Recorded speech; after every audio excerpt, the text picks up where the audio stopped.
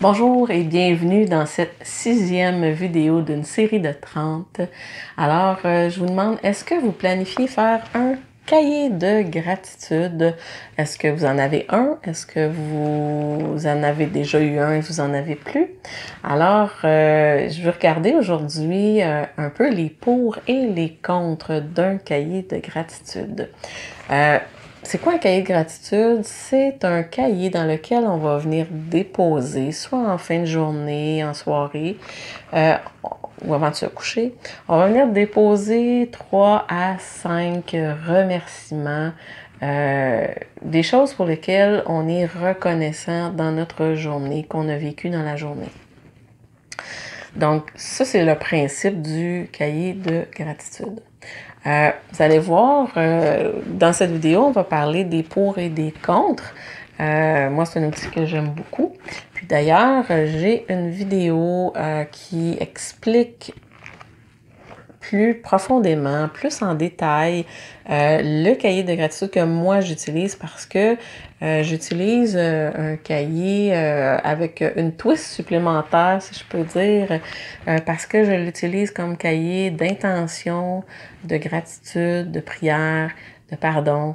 Donc, si vous voulez aller voir cette vidéo-là, je mets le lien. Et puis, dans cette vidéo-ci, on va parler des avantages et des inconvénients de ce cahier. Donc, j'ai expliqué qu'est-ce que le cahier de gratitude, donc on vient déposer ça à chaque soir. Donc, ce que ça fait, puis les bénéfices, les avantages d'un cahier de gratitude, c'est que ça va venir augmenter le sentiment de reconnaissance, le sentiment de gratitude envers la vie. Ça va venir augmenter l'humeur, on va être plus positif, ça va nous permettre de jour en jour aussi de nous aussi remercier, mais d'apprécier, ça va nous permettre d'apprécier les gens autour de nous, ça va permettre d'apprécier ce que l'on a, d'aimer ce que l'on a plutôt que de chercher à regarder les autres, peut-être se comparer, puis admirer ce que les autres ont, donc ce qu'on n'a pas et vouloir être peut-être ce qu'on n'est pas, alors que dans ce cahier-là, on va venir être content de ce qu'on a, on va venir être, ça va nous amener du bonheur, ça va nous amener d'énergie positive.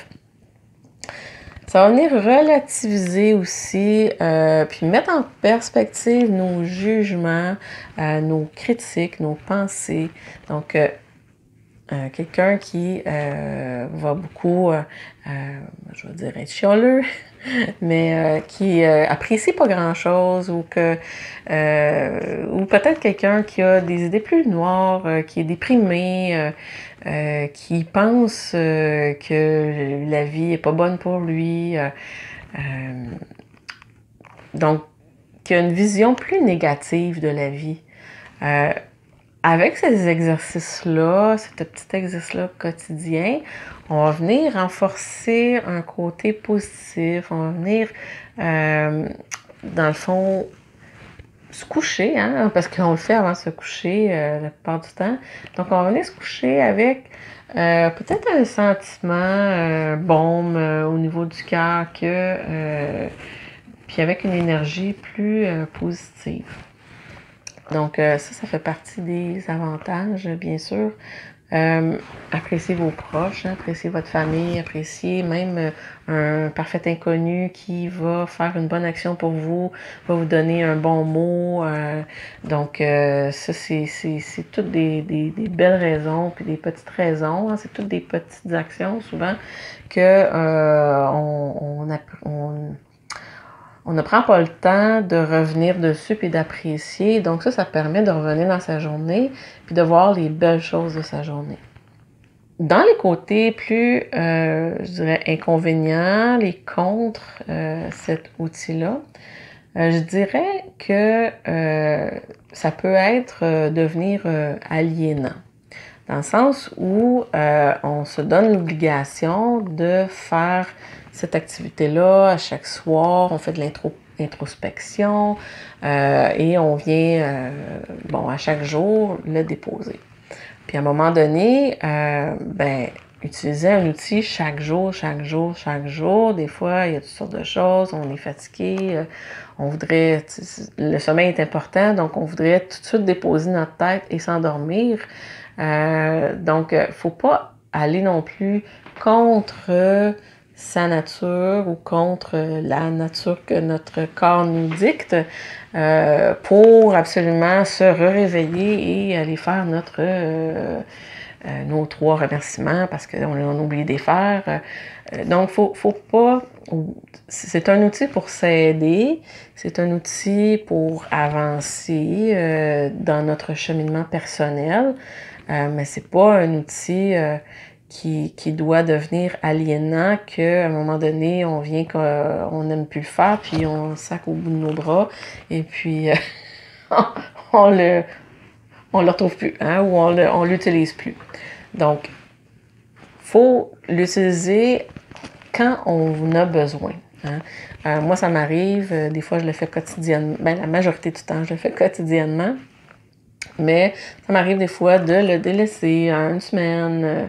Après ça, oups, j'ai besoin de refaire, de me confier, surtout que moi, je mets aussi mes intentions de la journée du matin.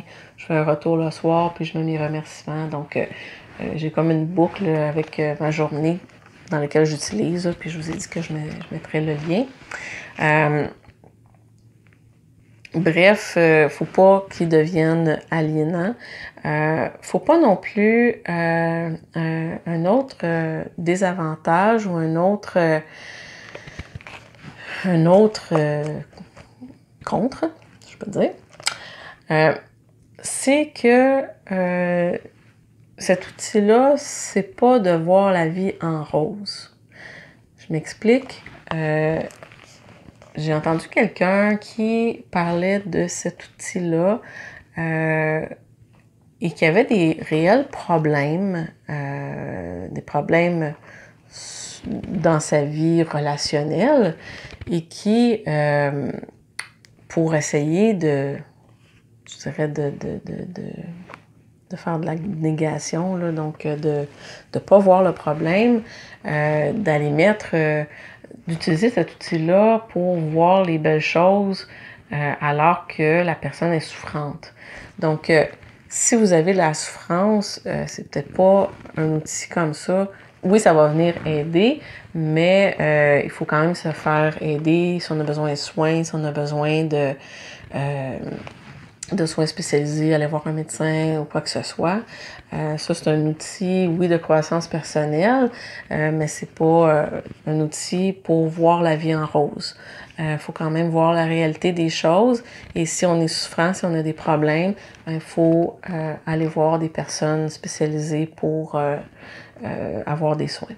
Alors, ça, c'était c'est vraiment le côté négatif de cet outil-là qui pourrait faire en sorte qu'une personne voit des petites choses positives sur lesquelles cette personne-là s'accroche pour ne pas voir le réel problème que cette personne peut avoir. Donc, le problème, c'est pas l'outil, c'est que s'il y a une personne qui est en problème, c'est une personne qui est souffrante, ben peu importe les outils, elle doit quand même aller consulter pour se faire aider.